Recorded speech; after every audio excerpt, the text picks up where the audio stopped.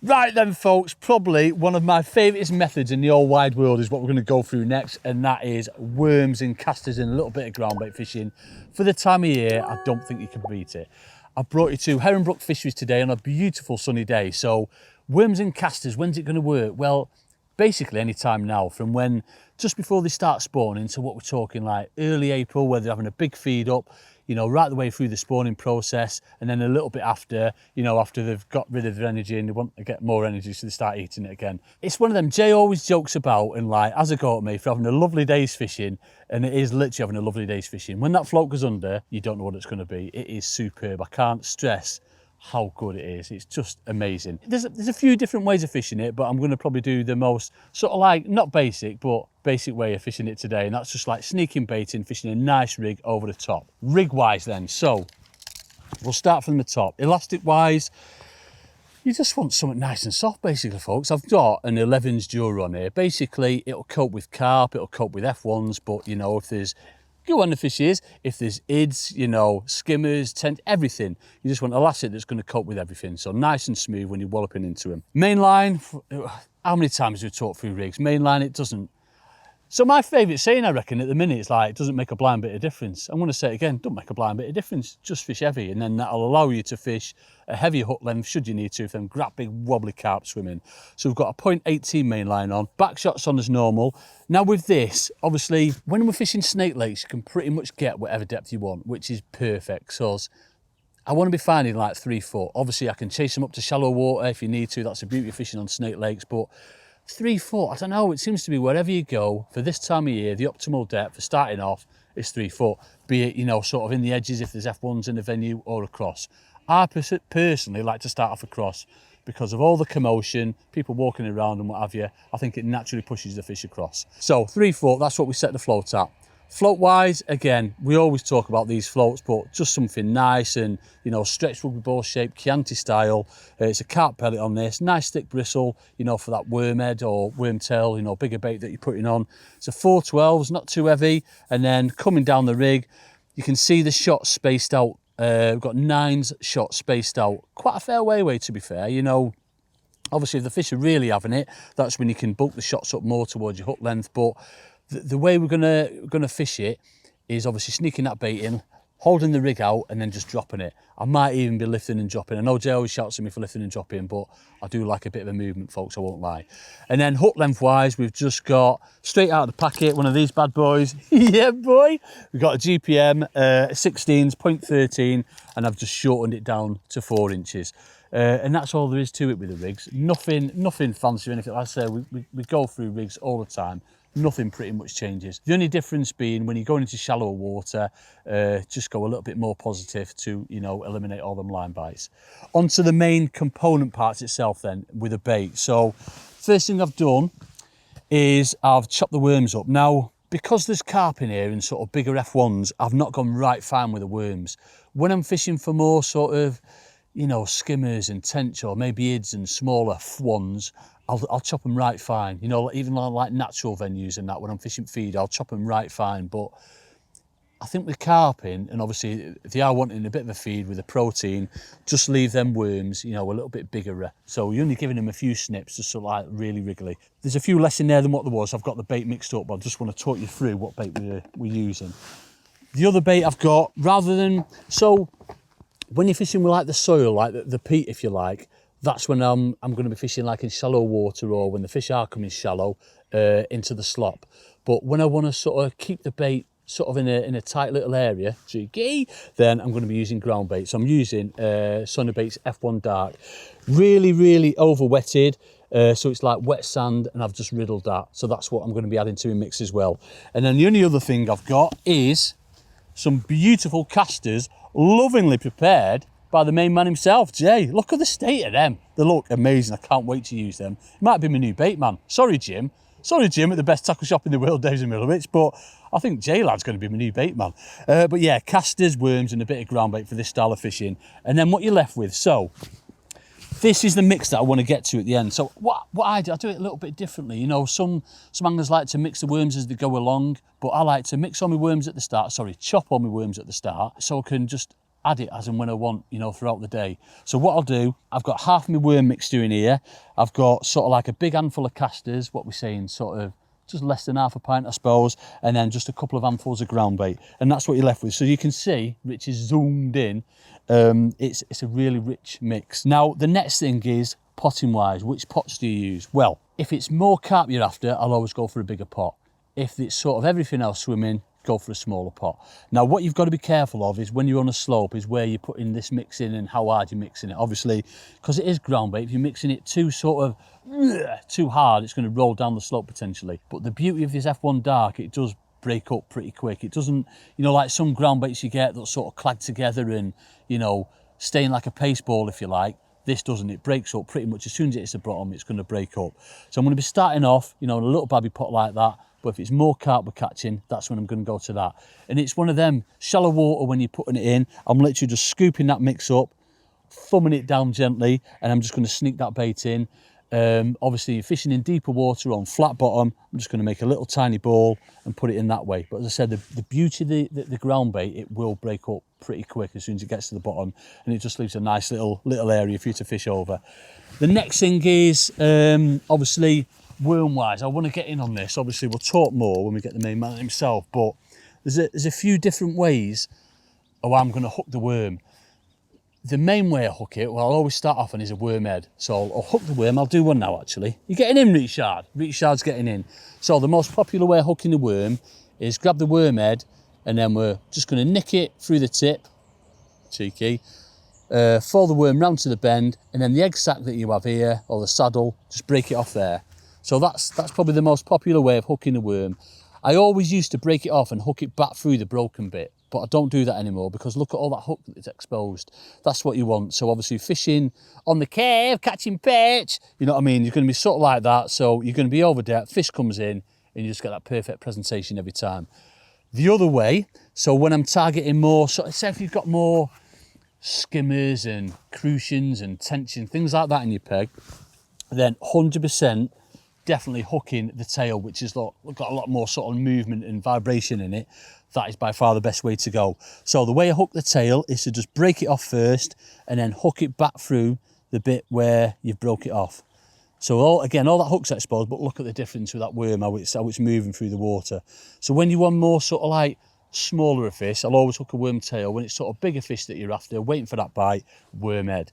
And other than that, it's pretty much it. You know, obviously it's a really rich mix, so you don't want to sort of like overgun it at the start. You know, start off cautiously and see what's happening. Sometimes, you know, if it's smaller fish that you're on, it might be a case of catching 2 or 3 fish off one feed. But usually, I said this time of year when they're proper having it, feed every go and just play around. Just play around with like a worm head or a worm tail, depending on what fish you're catching. Right, here we go then. Worm head on, little babby pot on. Not made a ball of it, but it's obviously it's over wet, so it's going to go down in that little tiny pile, and then hopefully we're going to get a fish of chalk. We're going to catch fish. Right, before you start catching fishies though, go on, you fish it and waffle as we go. We're going to get babby ones, aren't we? But yeah, so go ahead. Your mix is everything for this, isn't it? Oh, 100%, mate. Like really, and there's so little change you can make to your mix to change what's happening in your peg, how them fish are behaving, whether you need to track them, bloody blah. Yeah. Yeah, I'm not going to go down the loose fooding route. No. Because you've also got that option of blasting casters over the top, haven't you? Yes, please. To bring some fish in. But I'm going to keep this as blobby. That's what we're going to talk about. As we are today, when you're just feeding with a pot. And like you say, deeper. And what you didn't talk about before that I think's massive. Go on. No, you did talk about it.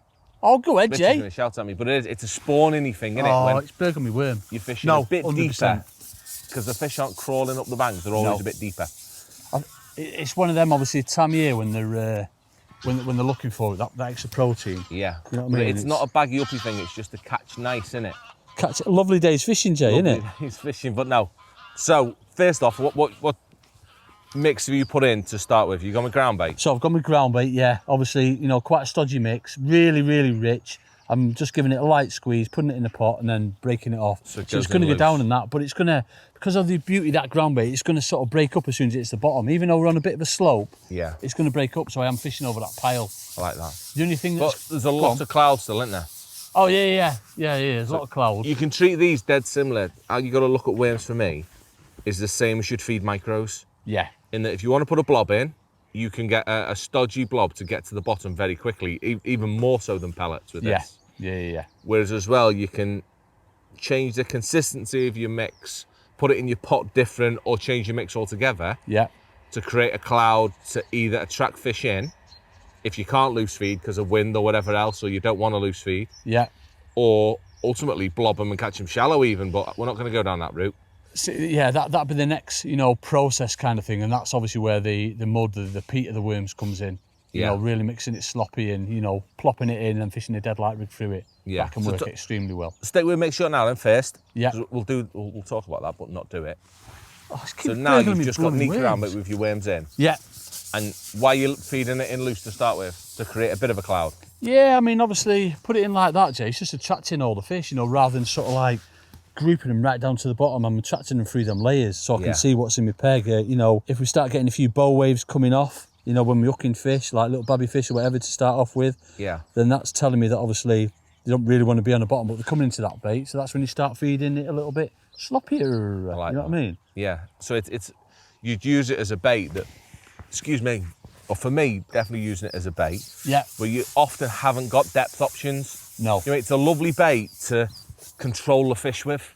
Yeah, it is. Do you know what I mean? Even though you're in 3 foot now, which it's wrong if anything, isn't it? I think so. But you can control them with this bait. Whereas if you were to try and fish micros in that or different baits, loose feed maggots or whatever, you can't make them go down because your bait's too light, isn't an it? option to Obviously, eat it, see, I was a little babby one then. They keep burgling me worms. So this is little babby ones on the drop. We need a barbel, don't we?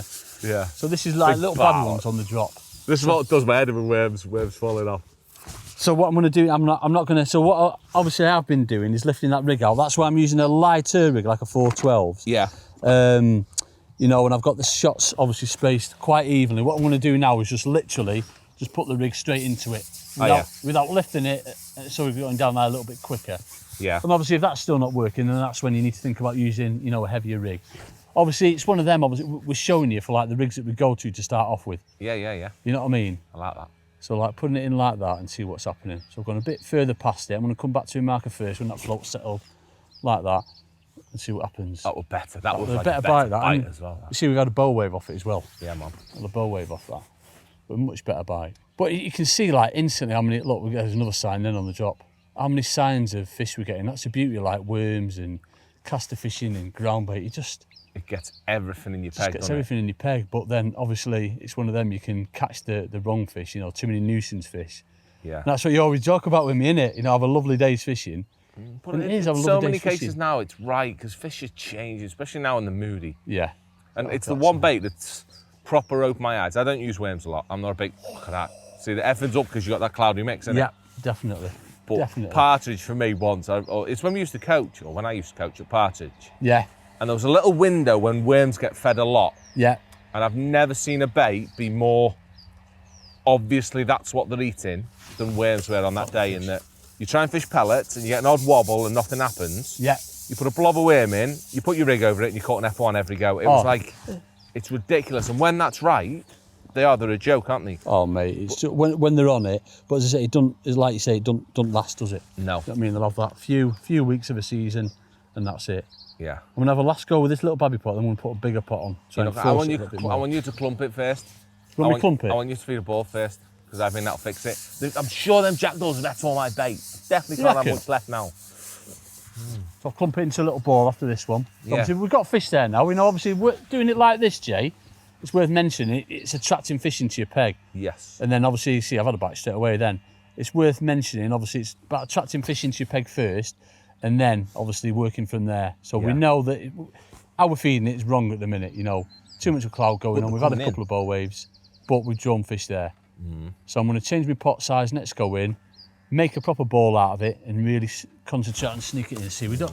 It's one of them. We're getting bites, and it's going to attract other fish in, but we don't really want to be catching these when you'll be catching like 2 or 3 pound F1s, Jamie. Yeah. Do we? So I'm going to change what I'm doing now. In that, I'm going to change that pot. I'm going to change how we're putting that bait in, and obviously this is where potentially a heavier rig will come into play as well. Yeah. But as I said, starting off wise, it's always about starting off a bit lighter rig, just working out what's in your peg first and foremost. Right, let's get worm head on. Go on the worm head. And then, so we're going to change it now. Rather than putting it in loose, I'm going to make a proper ball out of it. So a stodgy ball. You in, Richard? Stodgy ball out of that. And that's just going to get sneaked in. Avoids the little fish. Yeah, no commotion off it at all. Just that light rig isn't that light. They take loads of shot, them 4x12s, they do don't actually, they? yeah, it's what's it got, 6 number 9s on it, Jay? Yeah, that's like proper stable for me, that. So many, many little tiny fish. Yes, there is. But obviously, again, it's things like that you'd work on, you know, as you're fishing. That's better. No cloud, nothing. No cloud, straight in. just straight down, straight onto it. So this is, again, where potentially heavy rig on, or, you know, potentially going to shallow water. But it's one of the, how often do we say, like, well, 3 foot, starting 3 foot, see what's what? So that's a little fish. Yeah. Well, isn't it? Worms for me is something I always fish on the edge of the grass as well. Today's different. We've got mud if you want to get mud. Yeah, little bobby fish. But lots of times when you haven't got mud, yeah, and you've got really deep water, that's when worms seem to be best. Yeah. When you've only got 3 foot and nothing less. Yeah, definitely. Yeah, I like that. Mm-hmm. So there's a lot of many bobby ones there. Do with a dose of cormorant sorted out. Get them little bobby ones. Yeah. Yeah, so they're on the drop. I mean, that's one on there now, but I'm going to try and... No, he's on. He's on. Little bobby ones. Just got to wade through, haven't you? Yeah, you have. But weirdly not the best question, considering we're trying to demonstrate a wormy thing. Go on. But this quick, if I'd been on worms this fast now, and I'd not caught one yet, a proper fish, I'd be off it already. It's a method that very quickly shows you when it's right, isn't it? Yeah. Instantly, I'd be like, no, not right. I think with the amount of small fish in there, I think even going into shallower water. Do you reckon that'll fix it a bit? I think so, yeah. Do you want another tube out? Should we do that now? So, change our plan because that's just too deep. And there's many, many, many little fishies near us, little baby ones, isn't there? That we didn't really expect. We thought it'd be nice. But anyway, to fix it, nothing wants to go down in 3 foot, does it? Everything's been a pain in the bum and the little fish are on. It showed it, obviously, you know, with that bow waves that were getting off it as well, didn't it? You know what I mean? Yes, nice little easy signs. Obviously, the best fix, just as in, if you're using any bait, is going to be to go into shallow water, because definitely it helps on here then. You find out with shallow water, when it comes to little diddy fish, yes, you get a few brave ones, but once you get into like 18 inch or less, I think the fear of getting nailed by a heron pops into their heads, doesn't it? Yeah, definitely. I mean, but again, that comes into the bait that we're using. It's twice really been pooed on. Pooed on then. I think that comes into the bait. We are going to get the odd small fish. Certainly perch and goujons are like fearless, aren't they? Yes, definitely, but there's definitely less in it. You've just fed on this twice and you've not caught a vermin yet, sort of. Not yet. We had one coming to it straight away then, didn't we? It's not a bad big one, fish, though. so is it? It's a bigger verminy fish. Yeah. But I fed that bait completely wrong. It fell out of my pot. I do apologise. Got a sneak. It's mad, isn't it? It's just the difference that, like you said, you fed it wrong. Yeah. So you made a cloud and it stodged up a bit. Yeah. What are you doing? I'd be happy with that, Jay, lad. Come on. I've just netted a roach. That's not a roach, that's a roach. That's a lovely slimy roach. Look, wait, Jay, come on. Yeah, you could have swung it round. That is like literally... You swung it round your head and it wouldn't have come off that thing the way that tucked. Mate, you can't get better presentation than like a top hooking roach. Good, Jay. But yeah, no, it has fixed it a little bit, hasn't it? Dave Brooks has just instantly pressed cancel when you netted that. He's turned on. Do you know what I mean? He nets out on his silverfish kit. You've just netted out. He's gone tart and just instantly pressed Sarah. He's swinging that out from 8 metres, he is. Yeah. Right, come on. So I'll sneak this in proper. Yeah. So that last one, I didn't thumb it in enough. So that's why it's plopped in. We don't want that commotion. We just want to sneak it in, just like you'd be doing with like your ground bait. So nice and close to the water. That wind, sneak it in. Come on. There we go. Like that. And there's very little cloud. What have you got there? 18 inch? Yeah, well, probably 18 inches. So you've got very little attraction cloud. You don't want it. You want to. It's the same as mudline fishing, isn't it? You want a stodgy bait on the bottom. You go windy, Andrew. See that then? See, there's a carp there right behind it then. Oh, he's coming. Oh, there he is. It's a helicopter. So he's gone up there. It might be great bigger now, mightn't it? Straight on it. Mm. He's come up behind it.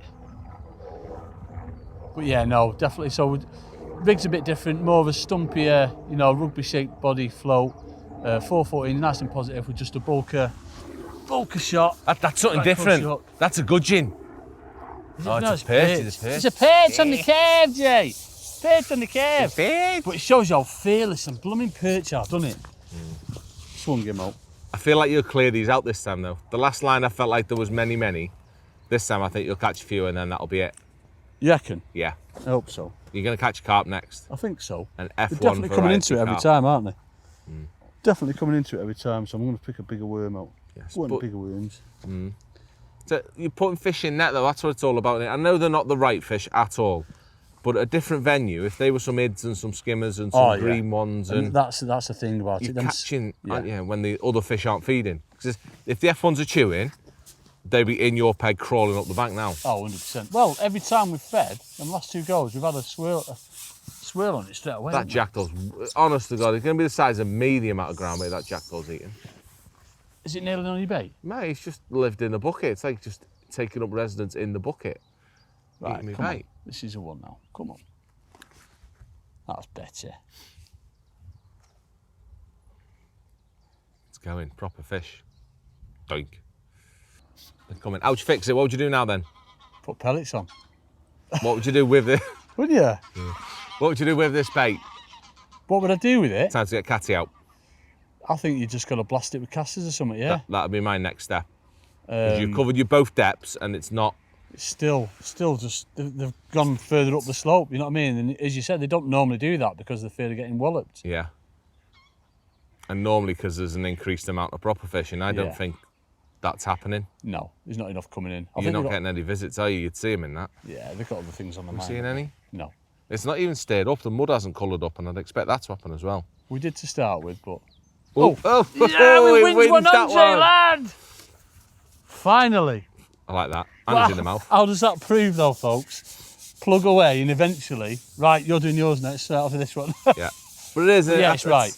Yeah. It's just a shame today that the fish before the F1s are so not worth catching. Tiny silvers. Yeah, But definitely. it still iterates what it's about, isn't it? It's about catching everything. Yeah.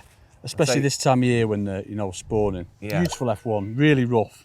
Are they? Like, proper They'll dry. rough. Yeah, definitely.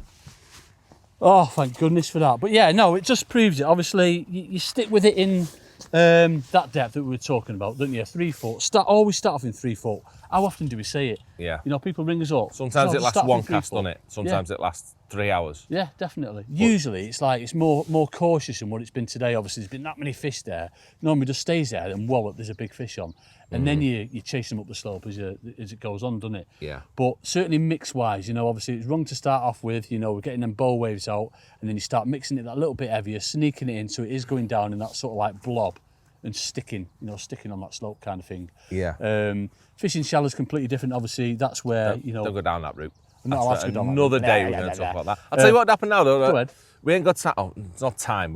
We don't want to be here for 3 hours showing how the peg develops. But what I'd expect to happen now that you've caught an F1, it's not a case of the F1's there now and you're catching. No. You probably still go and catch another like 10, 11 little babby fish and then you get another one. You get spells, innit? You get like 2, and then you get 4, and then you get 10. And then a carp would rock up. That's how you've got to expect your peg to be, isn't it? It develops. It's not a, here now, that's it, job done.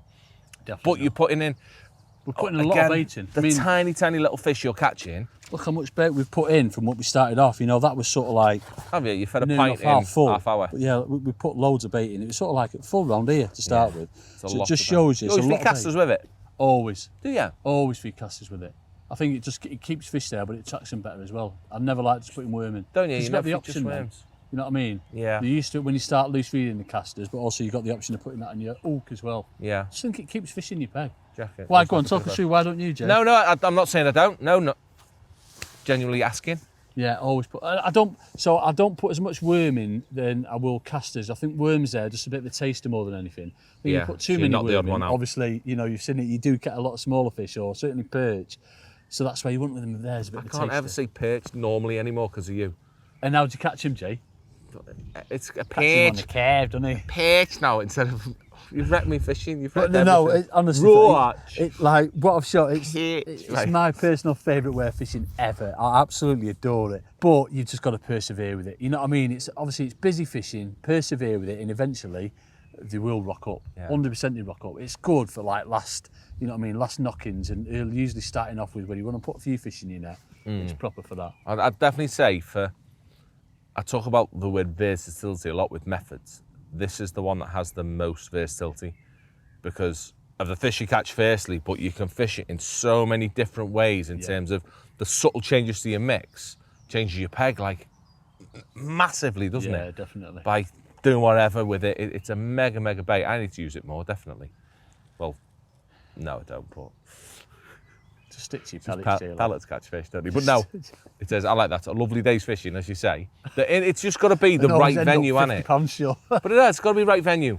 Yeah, so obviously, Massively. a lot of the venues that we fish, there's like great big skimmers and a lot of hide, isn't there? Odd tench, crucian and that. Yeah. F1's Cudmore would be the right one for it. Oh, Cudmore. That wouldn't it? Jumbo on my lake. Oh, it's ridiculous. But it is, them sort of mixed species like that.